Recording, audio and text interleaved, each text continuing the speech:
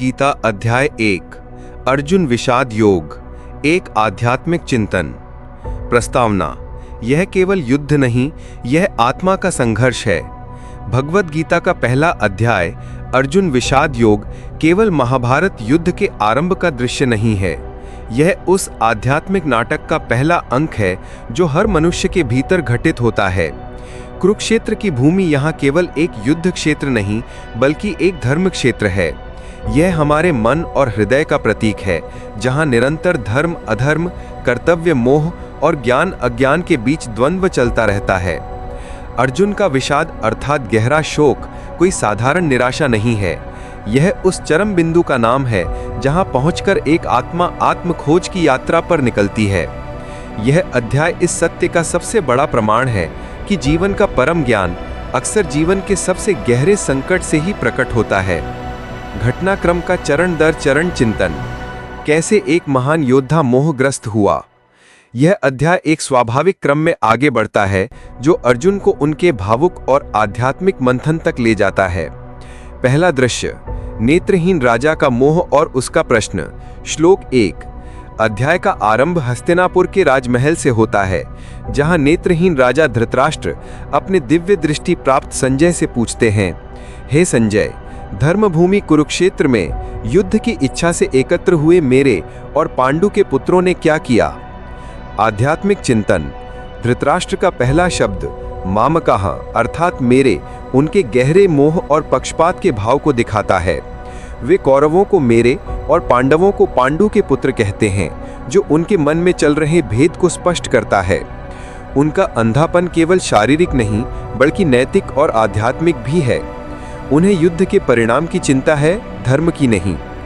गीता के मनोवैज्ञानिक और आध्यात्मिक आधार की नींव यहीं रखी जाती है। दुर्योधन का अहंकार और भीतर का भय।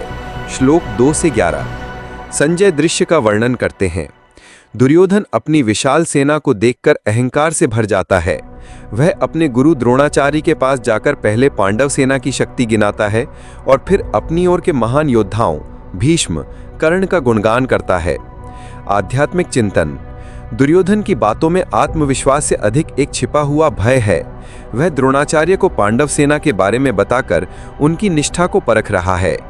यह एक ऐसे असुरक्षित व्यक्ति का व्यवहार है जो बाहरी शक्ति का प्रदर्शन करके अपने भीतर की कमजोरी को छिपाना चाहता है। शंखनाद धर्म और अधर्म की शक्तियों का टकराव। श्लोक 12 से 19। पहले भीष्म पितामह अपना शंख बजाते हैं, जिससे कौरव सेना में उत्साह भर जाता है। इसके उत्तर में पांडव पक्ष से स्वयं भगवान श्री कृष्ण, पांचजन्य, अर्जुन देवदत्त और भीम पौंड्र अपने अपने दिव्य शंख बजाते हैं। उनकी धुनी इतनी प्रलयंकारी थी कि उसने कौरवों के हृदयों को विदीर्ण कर दिया। आध्यात्मिक चिंतन। यह शंखनाद केवल युद्ध की घोषणा नहीं, बल्कि एक आध्यात्मिक युद्ध का आरंभ है।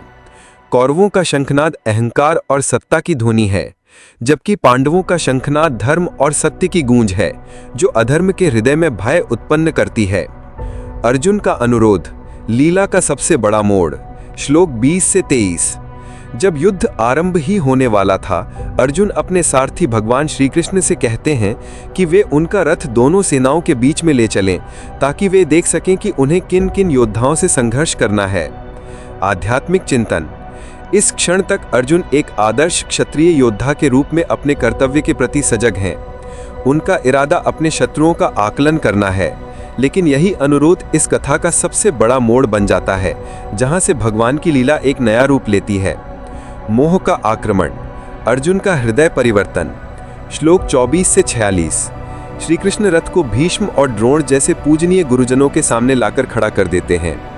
जब अर्जुन अपने ही परिवार, दादा, गुरु, चाचा, भाई को शत्रु के स्थान पर खड़ा देखते हैं, तो उनका योद्धा भाव करुणा और मोह में डूब जाता है।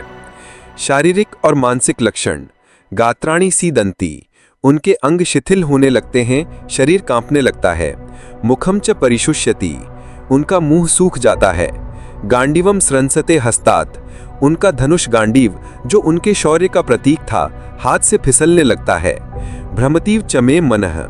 उनका मन भ्रमित हो जाता है और वे खड़े रहने में भी असमर्थ हो जाते हैं। आध्यात्मिक चिंतन।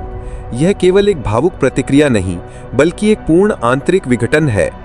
अर्जुन का विषाद इतना गहरा है कि उसने उनके शरीर और मन दोनों पर अधिकार कर लिया है। उनका धनुष जो उनके क्षत्रिय धर्म का प्रतीक था, अब उन्हें बोझ लग रहा है। यह मोह का आत्मा पर पहला प्रहार है। अर्जुन के तर्क, मन द्वारा बुना गया जाल। अर्जुन युद्ध न करने के लिए कई तर्क देते हैं जो सुनने में बहुत तर्क संगत लगते हैं। स्वजनों से मोह, मैं अपनों को मारकर मिलने वाले राज्य, सुख या विजय को नहीं चाहता। पाप का भय, अपने गुरुजनों और संबंधियों की हत्या महापाप है। कुल धर्म के नाश की चिंता, युद्ध से परिवार नष्ट होंगे जिससे कुल की परंपराएं, कुल धर्म समाप्त हो जाएंगी। समाज के पतन का भय, पुरुषों के न रहने पर स्त्रियां पथभ्रष्ट हो सकती हैं जिससे वर्ण संकर अर्थात अवांछित संतान उत्पन्न होगी। पितरों का पतन, ऐसी संतान अपने पितरों को पिंडदान नहीं करेगी जिससे वे भी नरकागामी होंगे। अंतिम निर्णय, शस्त्रों का त्याग। श्लोक 47। यह सब कहकर शोक से व्याकुल अर्जुन अपने धनुष बाण को त्याग कर रथ के पिछले भाग में बैठ जाते हैं। वे अपने विषाद के आगे समर्पण कर देते हैं। आध्यात्मिक चिंतन, अध्याय यहीं समाप्त होता है। अर्जुन पूरी तरह से हार चुके हैं, शत्रु से नहीं, अपने ही मन और मोह से। उन्होंने एक निर्णय लिया है, लेकिन यह निर्णय भावनाओं और आसक्ति से जन्मा है, विवेक और धर्म से नहीं। उनका यही समर्पण भगवान कृष्ण के उपदेश के लिए द्वार खोलता है। पात्रों के आंतरिक भाव। अर्जुन, हर जीव का प्रतिनिधि। अर्जुन इस अध्याय में हर उस मनुष्य का प्रतीक हैं जो जीवन में कर्तव्य और भावनाओं के बीच उलझ जाता है। वे गुणी, शक्तिशाली और नेक हृदय हैं, लेकिन जैसे ही मोह उन पर हावी हो जाता है, उनका सारा ज्ञान और कौशल व्यर्थ हो जाता है। उनका धर्म संकट सार्वभौमिक है। श्री कृष्ण साक्षी भाव में स्थित गुरु। इस अध्याय में श्री कृष्ण अधिकतर मौन रहते हैं, लेकिन यह मौन अत्यंत शक्तिशाली है। वे एक पूर्ण गुरु की भांति अर्जुन को अपने भीतर का सारा विष उगल लेने देते हैं। वे समाधान देने से पहले समस्या को पूरी तरह से प्रकट होने का अवसर देते हैं। उनकी शांति अर्जुन के आंतरिक तूफान के ठीक विपरीत है। वे साक्षी भाव में स्थित है। धृतराष्ट्र, मोह और प्रज्ञा अंधता का प्रतीक। धृतराष्ट्र की चिंता अपने पुत्रों के लिए है, धर्म के लिए नहीं। उनका अंधापन उनकी आध्यात्मिक अंधता का प्रतीक है। वे जानते हैं कि उनके पुत्र अधर्म के मार्ग पर हैं, फिर भी पुत्र मोह उन्हें सत्य से दूर रखता है। वे सभी उन लोगों का प्रतिनिधित्व करते हैं जो सत्य जानते हुए भी आसक्ति के कारण अधर्म का साथ देते हैं। अध्याय 1 से मिलने वाले आध्यात्मिक संदेश। विषाद ही योग है, अर्थात शोक से योग का मार्ग। इस अध्याय का नाम अर्जुन विषाद योग है। यहाँ योग का अर्थ है जुड़ना। अर्जुन का गहरा दुख उन्हें सांसारिक मोह से तोड़कर परमात्मा से जुड़ने का मार्ग प्रशस्त करता है। उनका टूटना ही उनके आध्यात्मिक जागरण का कारण बनता है। इसलिए एक नकारात्मक भाव भी योग बन सकता है यदि वो आपको सत्य की ओर ले जाए। धर्म का संघर्ष, अर्थात स्वधर्म बनाम कुल धर्म। अर्जुन का संकट स्वधर्म अर्थात एक योद्धा के रूप में उनका निजी कर्तव्य और कुल धर्म यानी परिवार की रक्षा का कर्तव्य के बीच का टकराव है। वे भावनाओं में बहकर कुल धर्म को प्राथमिकता देते हैं। आगे के अध्यायों में श्री कृष्ण समझाएंगे कि स्वधर्म का पालन करना ही सर्वोपरि है, चाहे वो कितना भी कठिन क्यों न लगे। आसक्ति ही सभी दुखों का मूल है। यह अध्याय स्पष्ट रूप से दिखाता है कि कैसे मोह मनुष्य के विवेक पर पर्दा डाल देता है। जब तक अर्जुन शत्रुओं को केवल शत्रु देख रहे थे, वे स्थिर थे। जैसे ही उन्होंने उन्हें मेरे, अपने के रूप में देखा, उनका आत्मविश्वास ढह गया। यही गीता का केंद्रीय संदेश है। ज्ञान प्राप्ति के लिए पात्रता अर्थात एक शिष्य की तैयारी।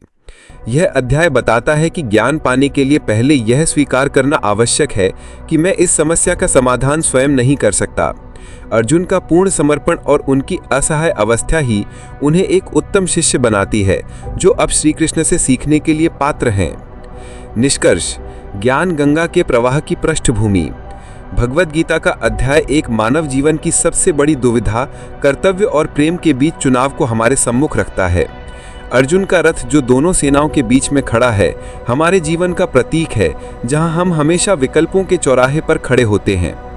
यह अध्याय हमें सिखाता है कि आध्यात्मिक यात्रा अक्सर भ्रम और अंधकार से ही आरंभ होती है। अर्जुन का शस्त्र त्यागना उनकी कायरता नहीं, बल्कि उनके संवेदनशील हृदय का प्रतीक है, और यही संवेदनशीलता उन्हें श्री कृष्ण के दिव्य ज्ञान को समझने के योग्य बनाएगी। इस प्रकार अध्याय 1 एक गहरा प्रश्न खड़ा करता है, जिसका उत्तर अगले 17 अध्यायों में संपूर्ण मानवता को मिलने वाला है।